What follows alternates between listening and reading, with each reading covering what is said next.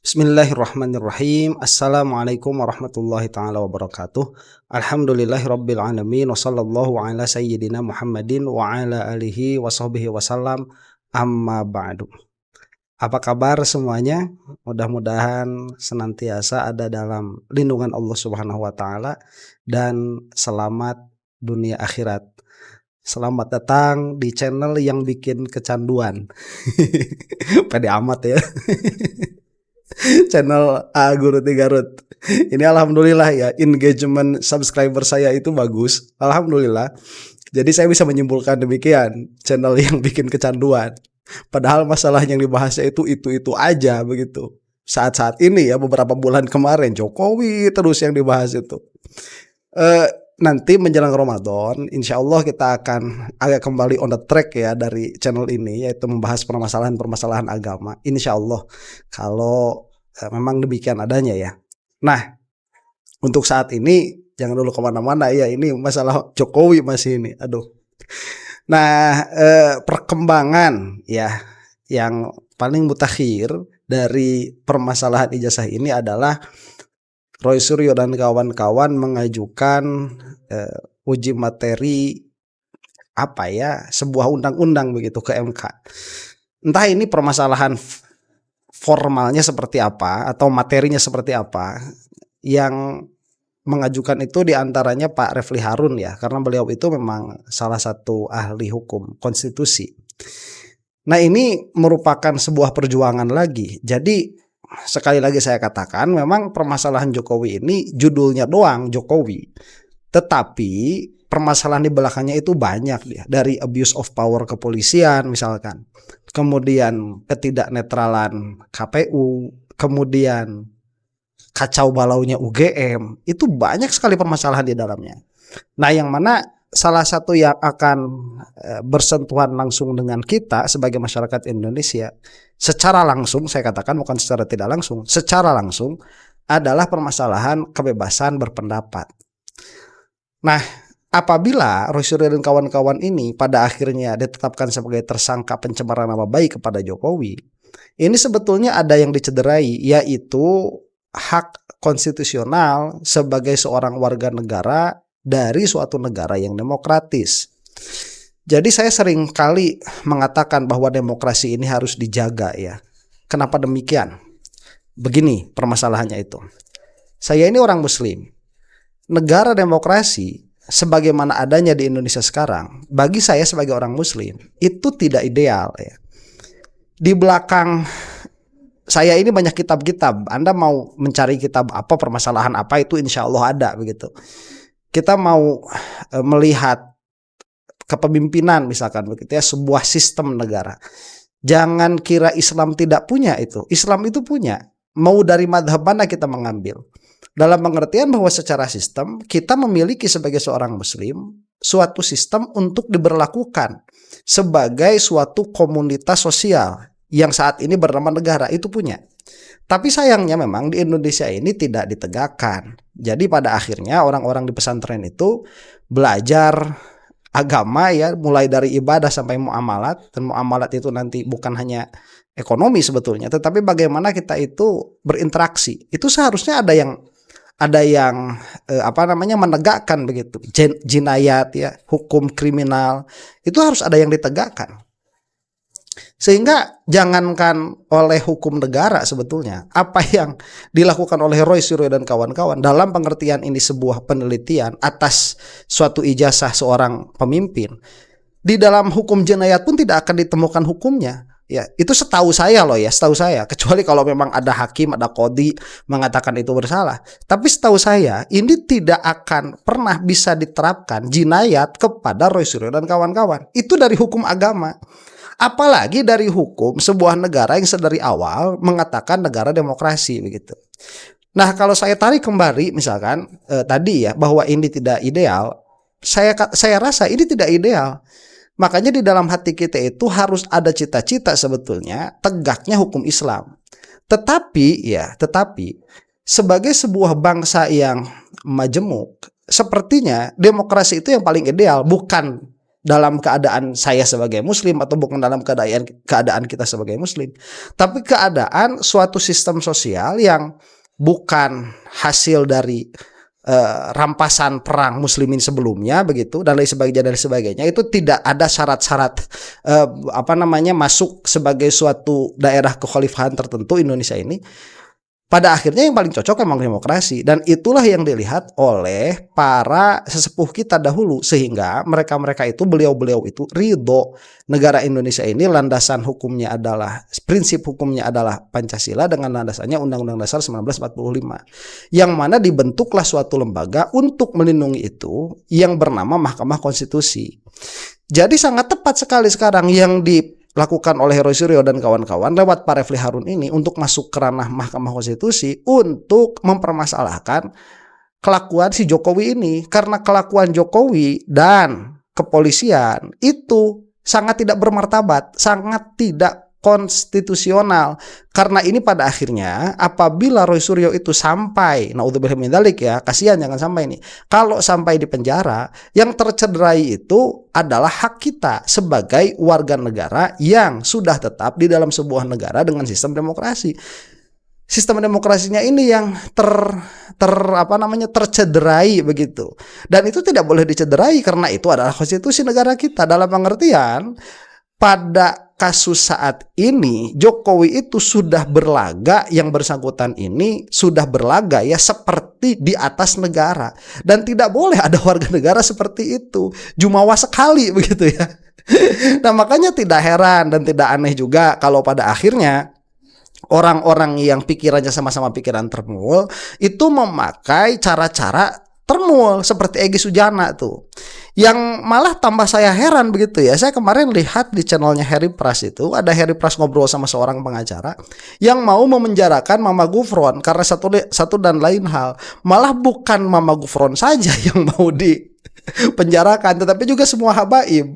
Saya bilang kan ini sebuah kekacauan ya. Masa kita pada akhirnya juga yang Ahlussunnah wal Jamaah mau melaporkan Wahabi gara-gara punya keyakinan Allah di aras, atau kita misalkan yang muslimin mau memenjarakan Kristen gara-gara punya keyakinan Nabi Isa itu adalah anak Allah.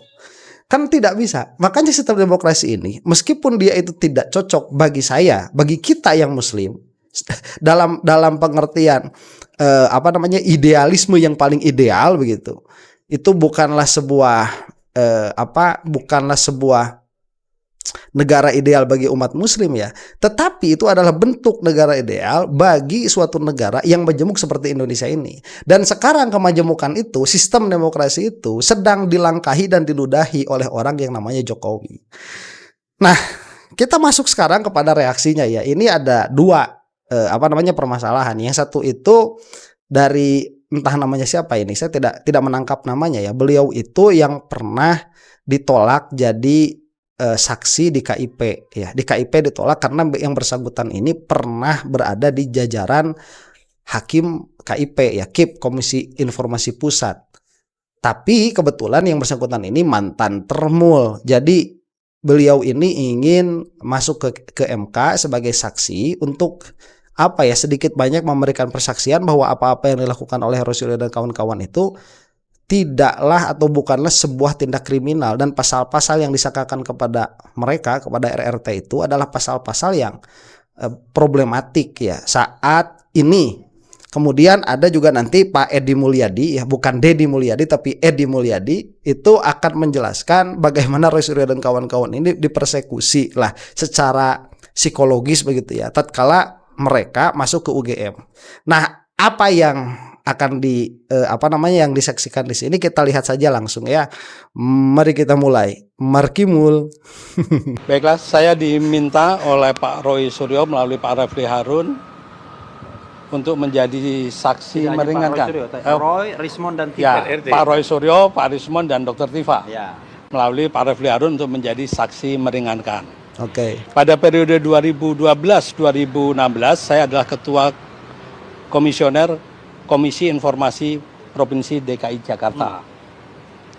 Itu periode 2012 sampai dengan 2016. Begitu. Nah, disinilah saya akan membicarakan keprihatinan kita sebagai bangsa, karena bagaimanapun juga tim RRT tersebut sebetulnya sedang memperjuangkan hak publik Oke. untuk mendapatkan informasi yang baik, benar, dan tidak menyesatkan. Oke. Maka dalam kerangka mendapatkan informasi yang baik, benar, dan tidak menyesatkan, mereka melakukan penelitian terhadap beberapa informasi yang berkaitan dengan pencalonan Bapak Jokowi, mulai dari pencalonan sebagai wali kota, sebagai calon gubernur, dan sebagai calon presiden. Oke, sebentar ya, sampai sini dulu. Memang betul apa yang dikatakan oleh Bapak ini, karena yang dilakukan oleh RRT ini, kita bisa melihatnya dari berbagai macam dimensi.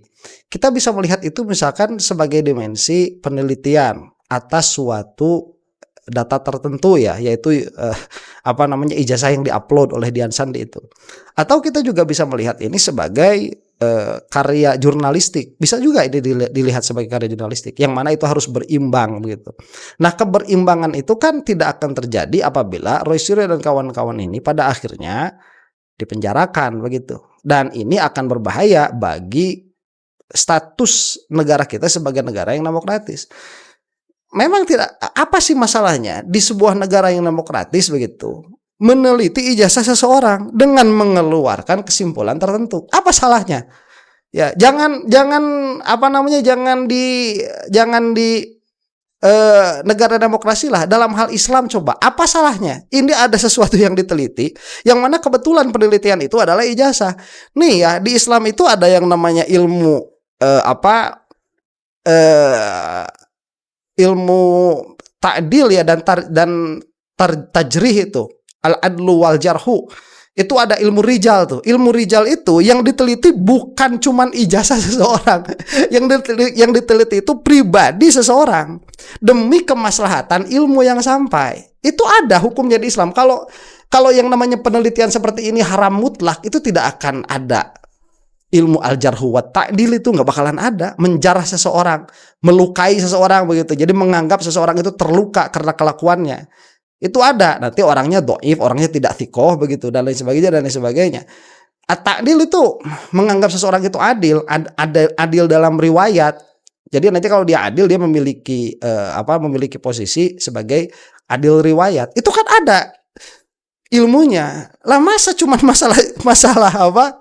masalah ijazah saja tidak boleh begitu. Ini mah kekacauan yang sangat kacau, saudara. Makanya kita tidak berhenti untuk membicarakan hal ini, karena ini kalau sampai menjadi presiden akan menjadi presiden yang buruk, yang mana tidak baguslah kita mewariskan hal seperti itu bagi anak cucu kita. 2 periode, di mana persoalannya adalah mengenai persoalan keabsahan soal ijazah, yang kemudian diindikasikan atau diduga ijazah tersebut palsu. Oke. Nah, dalam hal ini sesuai dengan Undang-Undang Keterbukaan Informasi Publik, sebetulnya hak Pak tim RRT tersebut, saya sebut tim RRT tersebut, itu dijamin oleh Konstitusi pasal 28, yaitu sebagai hak asasi manusia, 28J.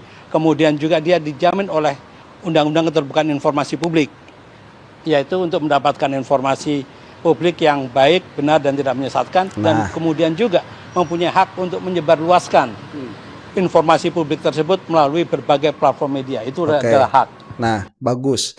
Ya, ini juga secara prinsip demokrasi dari apa yang saya lihat sekarang ini kan bagus sekali iklim media kita itu. Kalau dulu media itu dia dijadikan alat propaganda pemerintah atau dijadikan alat propaganda oligarki ya, orang-orang yang banyak duit. Sekarang nggak bisa. Tiap-tiap individu itu dia bisa memiliki medianya sendiri. Dan pada akhirnya biarkan orang-orang yang ada di ruang publik itu yang memutuskan mana yang layak untuk mereka lihat dan percaya, mana yang tidak. Itu yang ada sekarang, bagus sekali. Makanya ya saya pikir begitu, kalau RRT ini sampai dipenjarakan, naudzubillah min dzalik, mudah-mudahan jangan sampai begitu. Kalau mereka-mereka ini sampai dipenjarakan, maka yang tercederai juga diantaranya apa? Ruang publik kita itu akan tercederai dalam pengertian bahwa ini bisa menjadi alat bagi penguasa ke depan, ya, kalaupun tidak sekarang begitu, ke depan untuk apa? Untuk memberangus orang-orang yang kritis, orang-orang yang independen di dalam mengemukakan pendapatnya.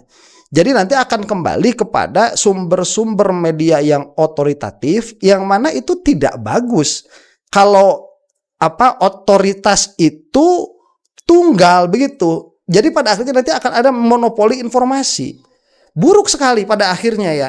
Nanti informasi mainstream itu dianggap tidak apa-apa, informasi yang tidak mainstream ini dianggap sebagai sebuah kesesatan ya, yang mana itu bisa dipidana pada akhirnya.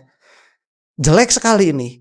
Tetapi ironisnya dalam bangsa ini kemudian RRT malah dikriminalisasikan Itu dengan tuduhan yaitu seperti pencemaran nama baik dan fitnah. Nah, itu yang memprihatinkan. Sedangkan Undang-Undang Keterbukaan Informasi Publik menjamin hal tersebut.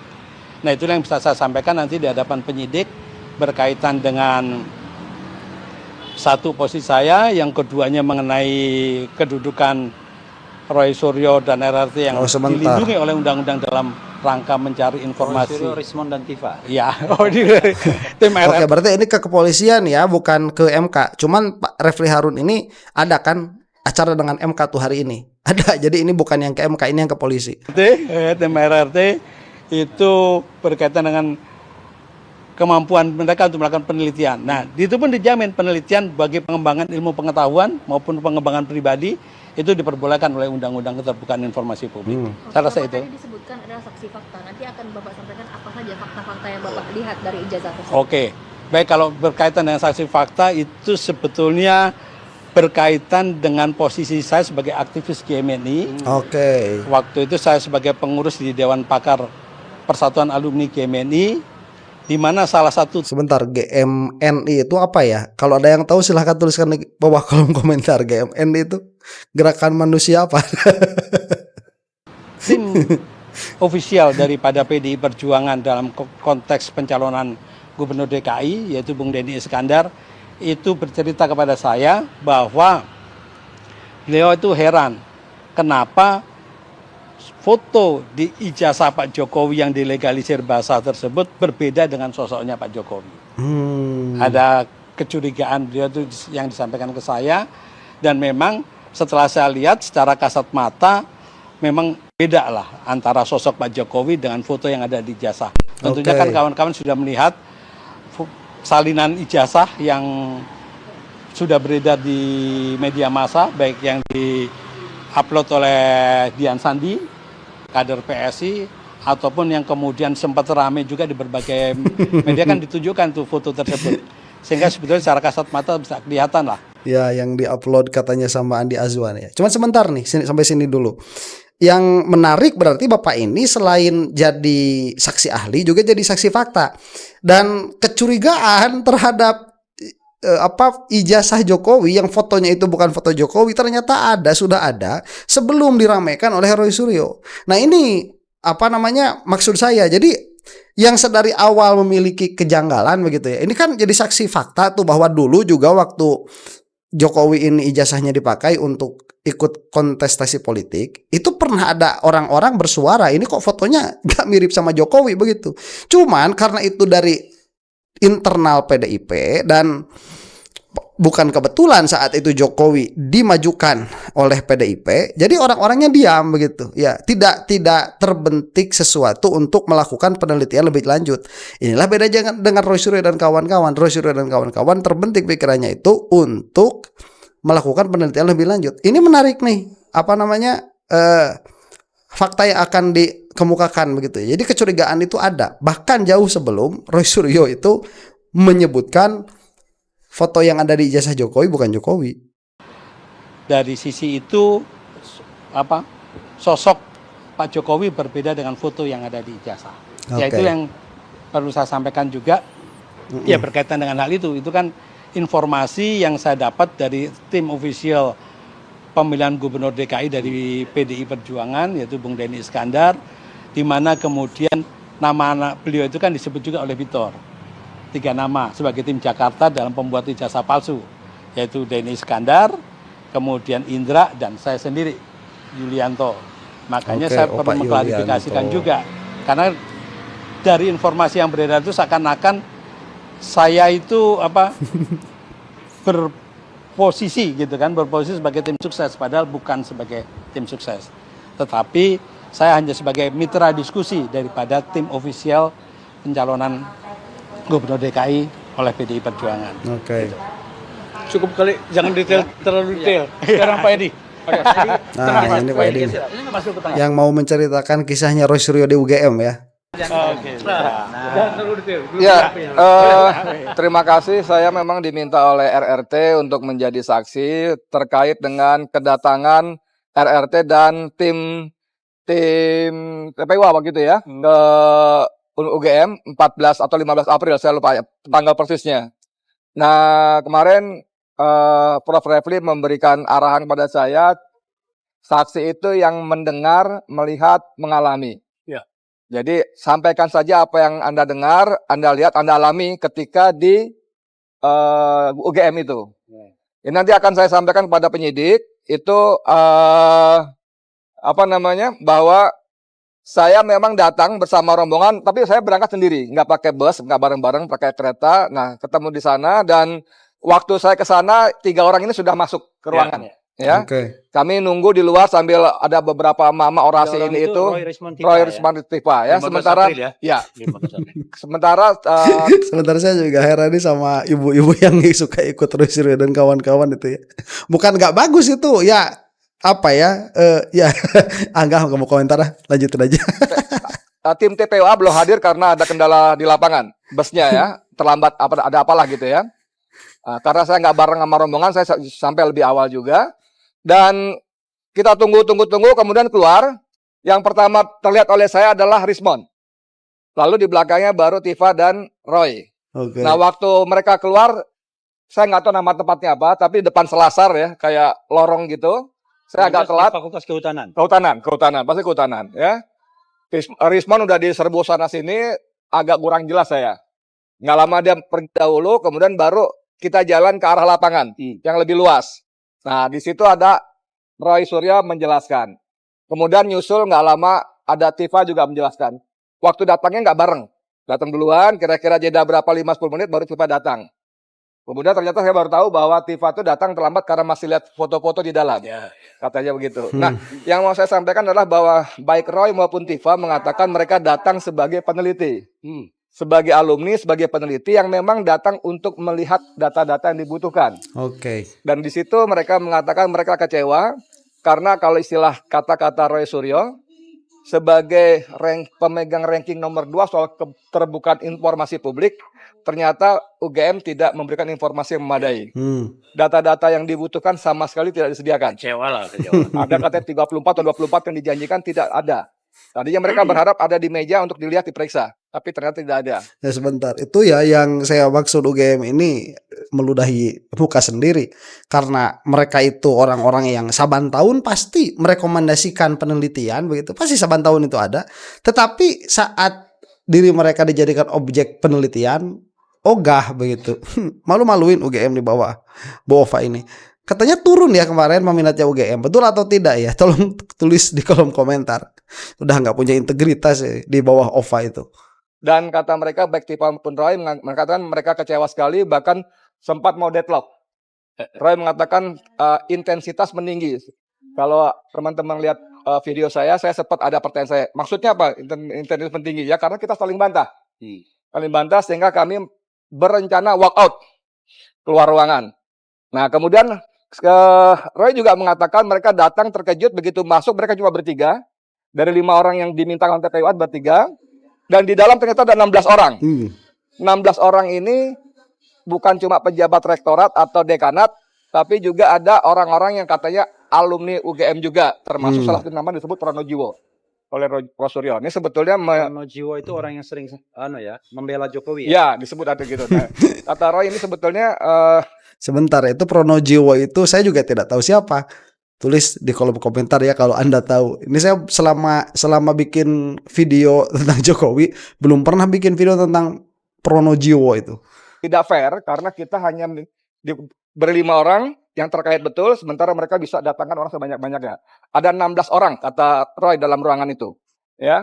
Nah, mereka kecewa dan mau walk out, tapi kemudian di last minute itulah baru skripsinya dikeluarkan.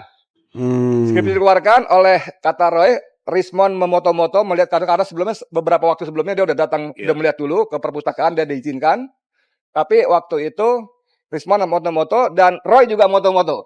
Nah, yang disampaikan adalah bahwa Roy mengatakan saya bawa kamera khusus. Jadi hasilnya lebih bagus sehingga bisa diketahui beberapa kejanggalan, misalnya soal fontnya, soal di lembar lembar pengesahan tidak ada nama-nama dosen. Yang paling penting tidak ada Kasmujo yang disebut-sebut sebagai dosen pembimbing atau dosen akademiknya. Oke, ini entah kejadiannya sebelum Pak Kasmujo itu menolak atau membantah pernyataan Jokowi sebagai dosen skripsi atau belum ya. Entah itu setelah itu atau belum. Cuman ini intrik saja dari awal. Kok nggak ada nama Kasmujo? Padahal kan Jokowi bilangnya bolak-balik sama Pak Kasmujo tuh. Entah bolak-balik ngapain ya? Masa numpang nginep? Antara nanti akan saya bicara seperti itu. Oke. Udah detail itu ya. Tapi jangan terlalu detail lah. Nanti di dalam masih biar soalnya. Sesudah ini ada lagi kompres lagi. Oke.